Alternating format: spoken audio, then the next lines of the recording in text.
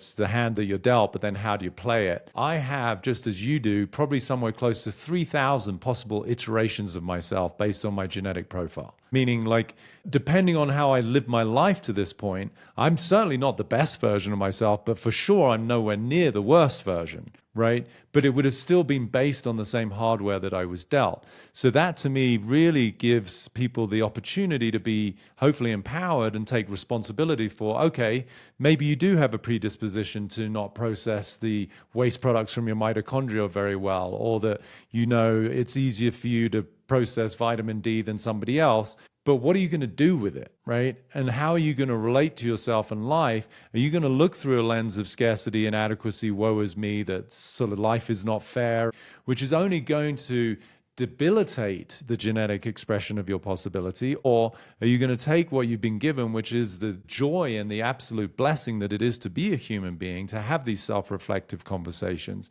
and take whatever your hardware is and maximize it? And that's what I'm interested in. So that's where the subconscious conversations to me are, that's the powerhouse of how do we either maximize our genetic potentialities, or how do we compromise them based on how we relate to ourselves in life? And that's a powerful conversation to have.